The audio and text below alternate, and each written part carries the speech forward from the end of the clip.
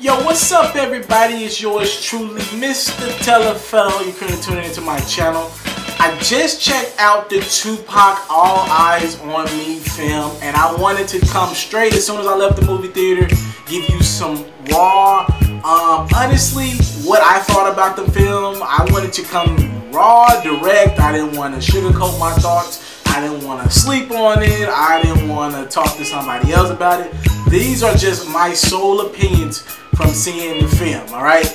I don't have anything like a script wrote down anywhere. I have a couple of like checkpoints, but I don't have anything wrote down. I want to say this. First things first, I leave the film, All Eyes on Me, more confused about Tupac than when I went into the film.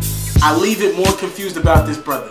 To me, Tupac, without a shadow of a doubt, is the most confusing human being to figure out.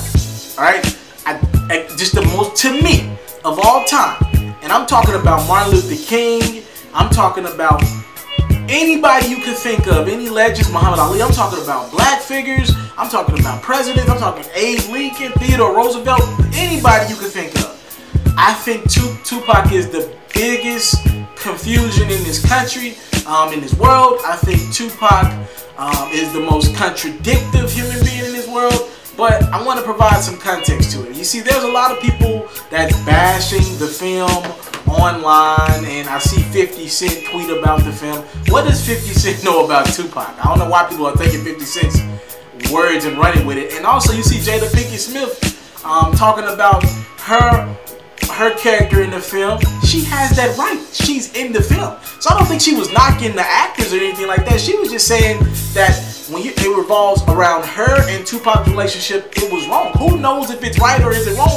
Pac's not here. I heard people say, he doesn't look like Tupac. What the hell more did you want him? Did you want Pac? He's no longer here. God rest the dead. Alright? So when I leave this film, I think Tupac is the most confusing human being on earth. And a lot of it had to do with his surroundings. I think the point of this film, shout out to Benny Boone, the director, shout out to L.T. Hutton, shout out to everybody who put this film together. They put it together. I heard it was over 8 years worth of work to get this film together. The point of the film is not for you to know Tupac's every move, but it's for you to get a general understanding of why this man thought the way he did. And most of it all surrounds around the people that were around Pac at different points in his life. You see him early on. I'm not going to tell most of the film. You see him early on around poetry. You see him around his mother. You see him around stepdads and looking at police brutality and his treatment that his mom got from police officers and everything. And you see him grow up. Then you see the Suge Knights of the world in his life.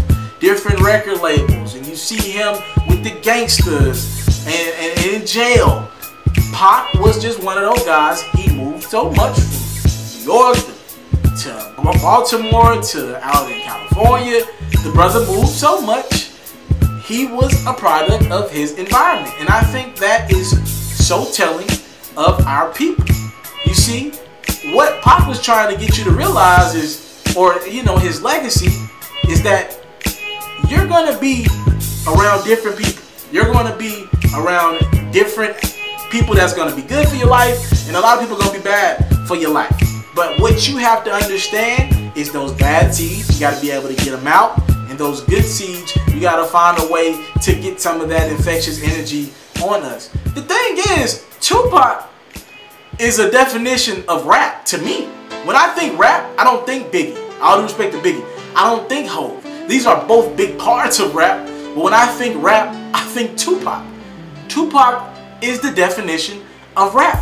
It's what I battle with. I don't know what you battle with. It's what I battle with. I could be listening to Mask Off from Future, and I like the record. I could turn up with it in the club, but then I can turn around and be like, what is this really doing to the kids? What is this doing to the environment? I could be listening to some Chief Keef, and I could turn up. But just because I understand the difference between the music and artistry doesn't mean that these kids can't. And that's where I think we're all a product of some of the things Tupac had to deal with. The turn up life is great, but then there's the reality. of, is that helping us or harming our communities? There's a part in the film, all right, again, not telling so much, when he's asked in an interview about his record, I Get Around. I Get Around is pretty much about Tupac holding around. The interviewer asked Pac about that record and how detrimental it is to society. You got so much great going on, you're trying to promote positive energy, you're talking about how the system is set up to fail you. Well, then you go make a record like I Get Around. Doesn't that kind of contradict everything what you've been saying? But Pac's trying to explain to the interviewer, well, sometimes I want to turn up. Sometimes I want to live free. I don't want to be politically sound 100% of the day. So just because I made a record like I Get Around, that takes nothing away from where I was mentally when I made Brenda's Got a Baby. That is a very confusing concept that even I, and I'm pretty sure you, deal with throughout your day, throughout your life. It's confusing. We want to turn up, have fun, but we also know we have responsibilities as a society. These kids are listening to this music, consuming it, and actually going out and doing what the rappers are talking about. It's a confusion. It's, again, it gets me back to that point of a walking contradiction that I feel like we all deal with in our ways, just not on as big a scale as Pac did. Tupac is, to me, the greatest storyteller I've ever seen. That's just me personally. Like, when I listen to his records between him and Biggie, they're both impeccable storytelling. The movie itself, it gives you 15 minutes in this space. It gives you 15 minutes with Snoop Dogg. It gives you 15 minutes with Big. And you literally vividly see what Pac was dealing with. And I guess one of the points of the movie is for America to understand it's tough being black. So though maybe a lot of us didn't move from city to city like Pac did, Pac has so many darn influences, it's tough. They don't believe in us. The system was not meant for us. And I think if Tupac would have been around today, he'd been able to expound on some of these issues and just be a part of what has been, even since Pac has been dead. I don't even know if you can call this a progressive society right now. It's been 20 years. I gotta make this clear. I don't know Tupac. Again, when he was killed, I was like, what, 2? Something like that. I'm 23, so he's been gone over 20 years. I don't know Tupac. I don't know about anybody who's gonna knock this film and say, man, it was a terrible film, it was this and that. Because I feel like a lot of people want it to be exact. Like, he didn't do that. He didn't think like that. That's not what they're trying to portray. They have 2 hours and 20 minutes to give you a general consensus of what this man was like. So here's people like Snoop Dogg. They come out and say, this is the real. Suge Knight has come out from jail and was like, this is the real. This is really who Pac was. These stories are, generally speaking, real. This is the real general consensus of who this brother was and how he rocked in certain situations. I think Tupac, again, a living legend. God rest his soul. And I think Tupac he's become a ghost. And there was literally no way for anybody to get this film right in the eyes of everyone. So, salute to Benny Boom, salute to LT Hutton. I think they did the best job they can. I think you should see it for yourself and you come back and make your own assumptions. Not what anybody is tweeting about, not what anybody is posting on Facebook and Instagram about, not any reviews you're gonna see. Duh, the reviews are not gonna be great. He stood for a lot of things that a lot of people didn't like. Now you see these same people saying, rest in peace to Tupac. Yeah.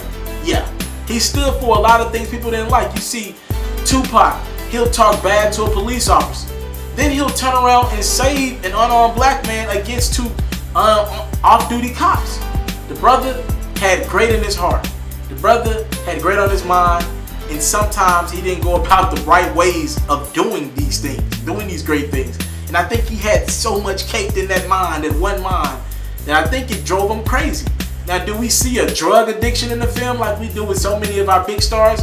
No, we don't see that Bobby Brown type situation. But what you see is a guy who had all eyes on him at all times. And look, man, his mother is such a big piece to this film. The industry took her son, and God rest her soul as well. She just passed away recently. The industry took her son, and everybody had to sit around and look at, everybody's eyes was on this one individual, and everybody wanted him to be what they wanted. at every given time. Make money for them. Make money for that person. Do this show. Do that. Be here. Be that. And I think the brother wanted to please everybody. And then he understood that he had a bigger message and a bigger purpose.